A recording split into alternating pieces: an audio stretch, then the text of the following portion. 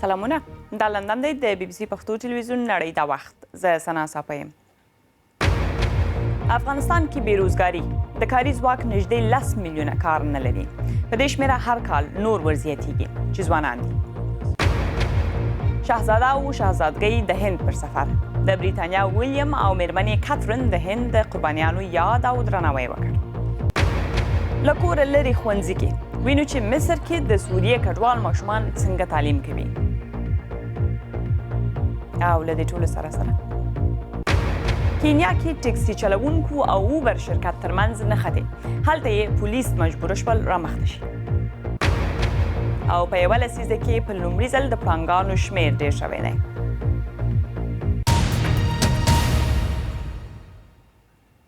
جوړ تازه نړۍ دا وخت خپرونه کې ستاسې نظرونه، لنډ خبرونه او نورې ډېرې په زړه پورې کیسې درته لرو، نو که کولی شئ تر پایه راسره اوسئ. شمېرې ښیي چې افغانستان کې د کاري ځواک نږدې 10 میلیونه کسان کار نه لري. پر دې شمېر هر کال نور کسان ورزیاتیږي چې ځوانان دي. د نامنویو دوام ځینې مخامخ د بیکارۍ او بېوزلۍ له ډېرېدا سره تړي. افغان حکومت هیله لري چې د غازو د نل لیکې په څېر لویې نړیوالې پروژې به یې بیکاري تر یوه ځایه کمه کړي. نجمه زلا نور حال لري. لوست د لوستو لپاره د ښځو چارو وزارت په یو پروګرام کې دغو وزګارو نجونو ته د کار موندلو لارې چارې ورښیي. دلته نجونې د کار ارمانجنې دي او غواړي له کومې لارې د خپلې خوښې کار ته ورسي. ډېر زه غواړي چې دولتي ښوونځي کې دا تدریس وکړم، خو مګر دا چانس ماته نه دی مساعد شوی. په رقابتي امتحان کې مې هم ګډون وکړ، خو مګر مکمل داسې نمرې مې وانه اخیستلی شوې. نه پوهېږم علت څه و. پاڼه د دې ما تجربه کاري تصدیق کړې راته. دا ځوان چې د خپلو زده کړو او کاري تجربو بریلیکونه راښیي، وایي بیکاري د ملي یووالي حکومت همزولې ده. ولې د نوي حکومت په راتګ سره چې تقریبا یو کال کېږي زه بیکاره یم. مختلفو ادارو ته مې اپلای کړی، سیویانې مې لېږلي، ولې متاسفانه چې تر اوسه زه په دې نه یم بریالی شوی چې ځان لپاره وظیفه پیدا کړم. انجینر صاحب سیویل چې غوښتل هغه مې درولېږله. تاسو وخت شګوفه هره ورځ څو ځایه له خلکو پوښتنه کوي که ګوندې کومه دنده یې ورته پیدا کړې وي، خو لا یې بخت نه دی ویښ شوی. ساختماني شرکت کې مې چې کار واخیست، هغې هم 1.5 کال دوام وکړ. وروسته له هغې نه ټول کارمندانو ته ځواب ورکړ ځکه پروژه خلاصه شوه او یو مدت کې چې زه بیکاره یم.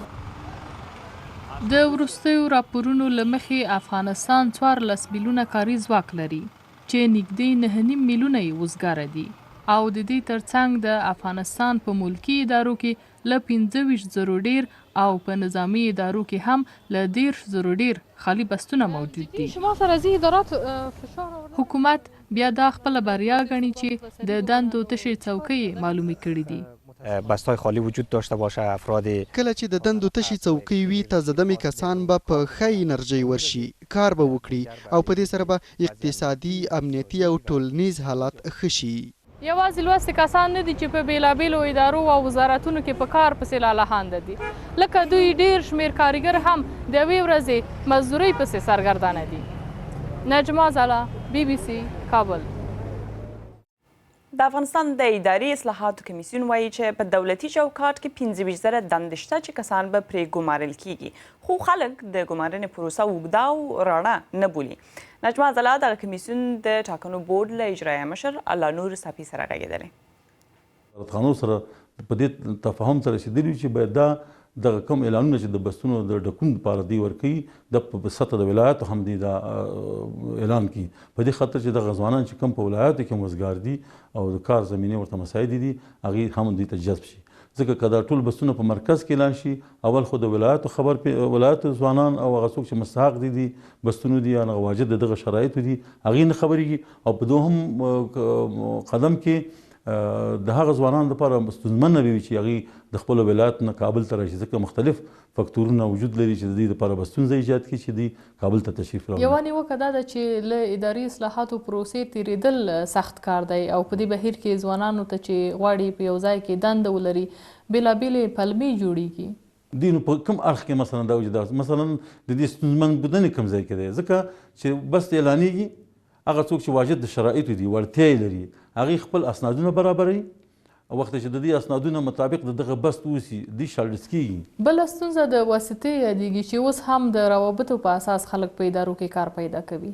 په دولتي ادارو کې خو ستاسو خدمت ته هر چې دلته د فرد یا د شخص اراده پکې متصوره نه ده. دلته اصلا په هر وزارتخانه کې په هر اداره کې د دې لپاره یو کمیټه د تعیناتو ټاکل شوې ده چې د لوړو بستونو لپاره په راس کې جناب وزیر صاحب د مربوطه وزارت دی، معین صاحب دی، معین صاحبانې دي، رئیس صاحب د منابع بشري دی یا مربوطه رئیس د همغه بخش دی او په ټیټو بستونو کې مغه مربوطه رئیس بخش دی او د هغه په څنګ کې د منابع بشري نماینده دی او د اداره کې د ښځو د چارو یا د جندر کوم مسؤله نماینده چې د هغه پکې ګډون لري. نو بنان دلته د ستونزمنتوب یا د فساد مسله یا د واسطه مسله نه مطرح. نو د هغو ځوانانو لپاره چې غواړي یو چیرته کار ولري او دنده پیدا کړي کومه لاره یې اسانه ده چې لالهانده نشي او تاسو به د خپله پروسه څومره ورته اسانوئ؟ موږ به وزارتخانو ادارو ته دغه ورکوو، ښه پالیسیانې، ښې نظریې، ښې تیوریانې به ورته ورکوو. اما دا خپله د وزارتخانو پروګرامونه دي چې دوی څه رقم کوم نوع ضرورتونه لري، کوم نوع نیازمندۍ لري، څه نوع اجراءاتو کړنو او کادرونو ته د دوی ضرورت دی. دا باید هر وزارت او اداره خپلې پالیسیانې په معین او په مشخص ډول د تدوین کړي، جوړې کړي، ایجاد کړي. په دې اړه مو پر فیسبوک ستاسې نظر هم غوښتی و چې کورمودن همکاري مو وکړه، نظرونه مو راولېږل، یو څه یې دا دي درته لولم. عثمان شهاب لیکي دولت باید د سرمایې د فرار مخه ونیسي چې د کار زمینه پیدا شي.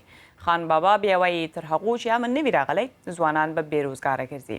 او د ګلاب زهیر نظر بیا دا دی چې اداري فساد هم د کار موندلو په برخه کې خنډونه پیدا کړي دي. که د نړۍ او سیمې په اړه نور معلومات غواړئ وګورئ ولولئ نو زموږ ویب پاڼې ته لاړ شئ BBC پښتو ټکی کام یې پته ده.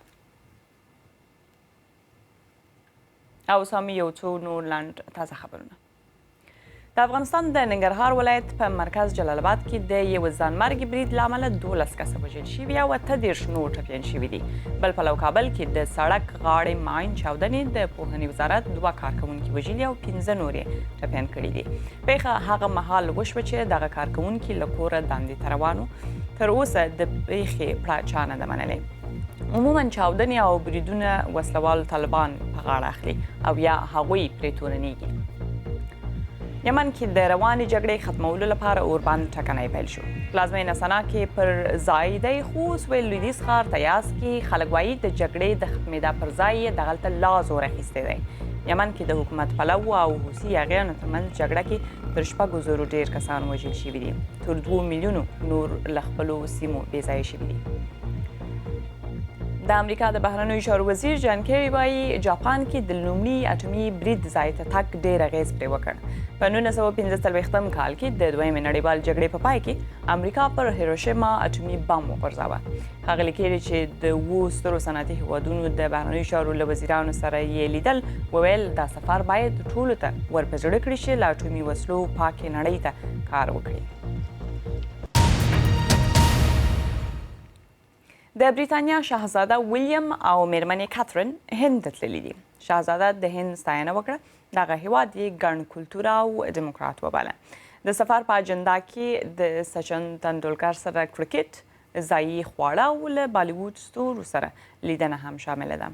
خو کیټ او ویلیام د هند د جګړې قربانیانو د خپلواکۍ غوښتونکي مشر مهاتما ګاندي او هغو کسانو یاد او درناوی هم وکړ چې د 2008 کال ممبئی بریدونو کې ووژل شول. د بریتانیا شاهزاده ویلیام او میرمنې کیټ د هند په نوې ډیلي کې هغو هندي سرتیرو ته درناوی وړاندې کړ چې په دویمې نړیوالې جګړې کې وژل شوي ول.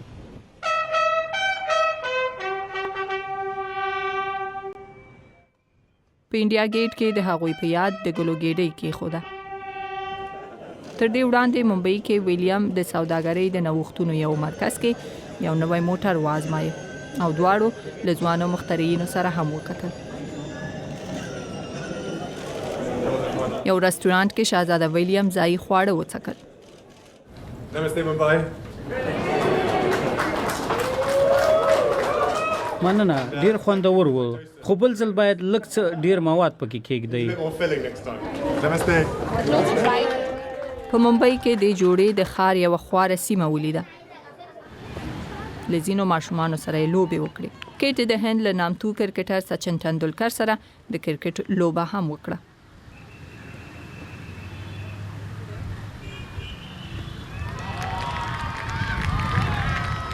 what a fantastic experience it was to meet the Duke and the Duchess. And د کیت ویلیام له لیدو ډیر خوشاله یم. ډیر ښه جوړه ده. موږ ورسره ډیر آرام وو. ډیر ښه او کمین خلک دي. دوی دلته د تاج محل په هوټل کې اوسېږي. همدغلته په 2008 کال کې القاعده پورې تړلو توندلارو برید وکړ. په دې او د ممبئی د ځینو نورو سیمو په بریدونو کې تر 160 ډیر کسان ووژل شول. ویلیام او کیت د هوټل له هغو کارکونکو سره هم وکتل چې د برید پر مهال یې د خپلو میلمنو د خوندي ساتلو هڅې کړې وې. د بالیوډ د سینما د ستورو او سوداګرو په ګډون د بریتانیا لخوا ورته یوه شانداره میلمستیا هم جوړه شوې وه. داسې یو هیواد کې چې یو مهال د دوی مستعمره وه. هر څوک چې دلته راځي نو دې هیواد ته حق ایران پاتې کیږي. دا چې دې هیواد په تیر کې څومره لاسته راوړنې درلودې او دا چې ډیر روښانه او بېسارې راتلونکی به ولري. ویلیام او کیت په دې پوهیږي چې هند به د دوی په ژوند د پام وړ نړیوال رول ولوبوي. تر 300,000 ډېر سوریایان مصر کې اوسېږي. نږدې نیمایي یې ماشومان دي خو یوازې 40 زره یې ښوونځیو ته ځي.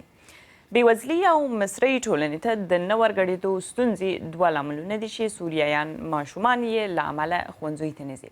خو د کډوالو خپل تعلیمي مرکزونو ډېری سوریایي ماشومانو ته چې رواني مرستې ته اړ دي یو بدیل برابر کړی دی.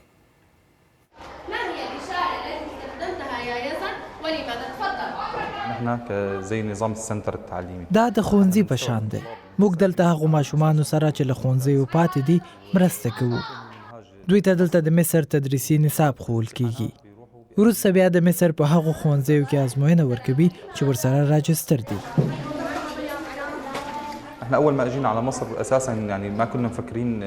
مصر ته د راتلو پر مهال موږ سره د زده کړو اندېښنه نه وه. زه یو له هغو کسانو یم چې دا فکر راسره و چې له څو میاشتو وروسته به زه بیرته خپل هیواد ته ستنېږم. چې یو کال راباندې تیر شو نو ښوونځیو ته مو د خپلو ماشومانو استول پیل کړل. د ډېرو ماشومانو په زده کړو کې خنډ رامنځته شو. د دوی عمرونه د دوی له زده کړو سره برابر نه دي ځکه چې دوی 2 یا 3 کاله ښوونځیو ته نه دي تللي. که دوی مصري ښوونځیو ته ولاړ شي نو دوی به د خپل عمر سره سم ټولګي ته واستول شي. موږ هڅه کوو چې دوی وکولی شي ټول هغه کلونه یې چې زده کړه نه ده کړې په یو کال کې سرته ورسوي. د دې مرکز یوه لویه ګټه دا ده چې دا د سوریې ښوونکو ته د دندو فرصت برابروي. په مصر کې د سوریې ماشومانو لپاره د زده کړو مرکزونو شاوخوا 2000 ښوونکو ته دندې برابرې کړي او دا 2000 کورنۍ به نور له مرستندویه مؤسسو څخه د پیسو غوښتنه نه کوي. دلته کوچنیانو ته د سوریې په شان چاپیریال جوړ شوی. کټمټ هغه ډول چې دوی ورسره سوریه کې عادي وو. زموږ مالی سرچینې ډېرې لږې او محدودې دي. په مرکز کې د لوبو لپاره لوبغالی او یا هم بڼ نشته. د دې پر ځای موږ هره اونۍ یوه غونډه لرو چې په دې غونډه کې زده کوونکي سندرې او شعرونه وایي او نڅا کوي. د BBC پښتو تلویزیوني خپرونه ګورئ. له لږې دمې وروسته د لوبو خبرونه او د پړانګانو د شمېر په باب یو په زړه پورې مطلب درته لرو. که کولی شئ تر پایه راسره اوسئ او چیرې لاړ نه شئ. پام کوئ.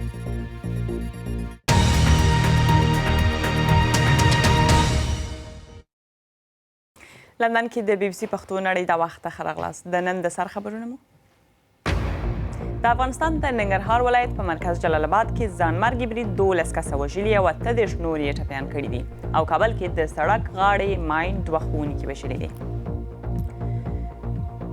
او افغانستان کې نږدې 10 میلیونه کسان کار نه لري. چارواکو د BBC پښتو نړۍ د وخت تلویزیوني خپرونې ته ویل په دولتي چوکاټ کې 25,000 څوکۍ تشې دي. د موبایل ټکسي شرکت اوبر افریقا کې هم پښه ټینګوي. دغلته لویو ښارونو کې خلکو ته ارزانه ترانسپورتي خدمات وړاندې کوي. خو د کینیا پلازمینه نایروبي کې بیا دودیز ټکسي والا د کار سره نه دي خوښ. تیرو څو میاشتو کې د اوبر او دودیز ټکسي والاو ترمنځ نښتې هم وشوې. لانجه یې دومره اوږده شوه چې پولیس او د ترانسپورت وزارت مجبوره شو رامخته شي او غم یې وخوري. د اوبر ټکسي د بریالیتوب مهم ټکی د دې ګاډو اسانتیاوې دي. په عادي حالات کې یو کس باید ډیر مزل وکړي چې ټکسي ونیسي، خو اوس زه د زیرک ټلیفون له لارې د اوبر ټکسي هر ځای ته چې وغواړم راغوښتلی شم. دا ټکسي چلوونکی برنارد کروکی نومیږي. د ټکسي په کرایه خبرې نه کوو ځکه له وړاندې مې پرې کړې ده. یوازې په موټر کې کینم او حرکت کوو. برنارد د اوبر موټر چلوونکو د لومړۍ ډلې غړی دی. د 15 میاشتې د اوبر شرکت له کار وروسته یو ملګري واچو چې غړی شي. اوس وایي ډېر خوښ دی. که ورته پوره وخت د یوې دندې په سترګه وکتلی شي نو د نورو ټکسي چلوونکو په پرتله ډېرې پیسې ګټلی شي. خو دا کار خطر هم لري. برنارد راته یوه داسې ویډیو ښکاره کړه چې پکې یو اوبر موټر د نورو ټکسي چلوونکو لخوا سوځول کیږي. پوښتنه مې وکړه چې دی هم ویریږي. I'm afraid of driving an Uber, especially at night. کله چې اوبر چلوم نه ویریږم په ځانګړي ډول چې شپه وي. کم انسان د ځان د خوندیتوب په اړه اندېښنه نه لري. فکر کوم په پای کې به دوی دا کارونه بند کړي. هغه ټکسي چلوونکي چې ما ورسره ولیدل نه غواړي مخونه یې ښکاره شي او اندېښنه یې لرله چې پولیس به یې په بریدونو کې د لاس لرلو په تور ونیسي. خو ټول ټکسي چلوونکي وایي چې بیې دې وڅارل شي ځکه اوبر د عادي ټکسي په پرتله نیمې پیسې اخلي او د دوی په وینا دا سم کار نه دی. د خدای په امانۍ وړاندې مې ورڅخه وپوښتل چې تاسو د نایروبي تر مرکزه څومره کرایه اخلئ؟ دوی وویل د 10 تر 10 ډالرو پورې. اوبر بیا 15 ډالر اخلي. نو ما هم اوبر ټکسي ونیوله. په دې وروستیو کې دې شرکت د کینیا په دویم لوی ښار کې هم کار پیل کړ. داسې ښکاري چې سیالي نور هم سختیږي. د بریتانیا په کیمبرج کې ساینسپوهان د یو نوي تخنیک په کارولو غواړي وګوري چې پر خلکو د سرطان درمل څنګه کار کوي. د دې کار له مخې به ناروغ له درمل پیلولو نه یوه یا 2 ورځې وروسته مکمل معلومات ترلاسه کړي. د اړتیا په وخت کې ناروغ کولی شي هم درملو ته دوام ورکړي او یا یې بس کړي. د سرطان پوهان وایي هیله لري دا کار به ناروغان له میاشتو درملنې چې هیڅ مرسته نه ورسره کوي وژغوري. د دې اونۍ ستاسو غږ پروګرام کې چې پنجشنبه خپرېږي پر دې خبرې کوو چې په پسرلي کې ایښودل شوي نیالګي څوک باید له ماتېدا او وچېدا وساتي. د ښاروالۍ چارواکي که عام وګړي. خپل نظرونه د بي بي سي پښتو پر فیسبوک او ټویټر پاڼو راته پرېښودلی شئ. د نیالګیو او ونو خپل عکسونه هم د بي بي سي پښتو ویب پاڼې او یا د بي بي سي پښتو برېښنالیک له لارې رالیږلی شئ. او تاسو کولی شئ زموږ راډیویي خپرونه هم واورئ. نن یې کوربه اسماعیل سعادت دی. د سیمې، نړۍ او افغانستان په اړه یې تازه معلومات درته راټول کړي دي. وخت یې دی د افغانستان 9:30 او پښتونخوا 8 بجې. راځئ شازیې سنګروال ته هم تم شو ځکه یو څو لنډ خبرونه درته لري.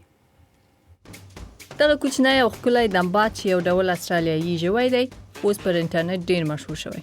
ډېری کسان غواړي چې دا ژوی وساتي او په غېږ کې ونیسي. د دغه 7 میاشتني دمبات مور موټر وهله خو دی یې لکه څوړی وژغورل شو. اوس یې د ژوو د یو متخصص لخوا ساتنه کیږي.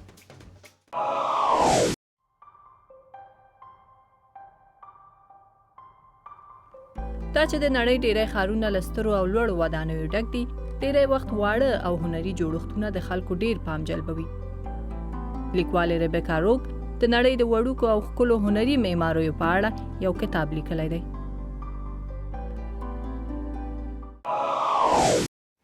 او سم د لوبو او سپورت یو څو لنډ خبرونه. له نمیبیا سره د کرکټ په 4 ورځنۍ لوبه کې افغانستان د 2مې ورځې په پای کې خپله برلاسي وساتله. نمیبیا په 2م ځل 19 منډې کړې وې او 2 لوبغاړي یې سوځېدلي وو.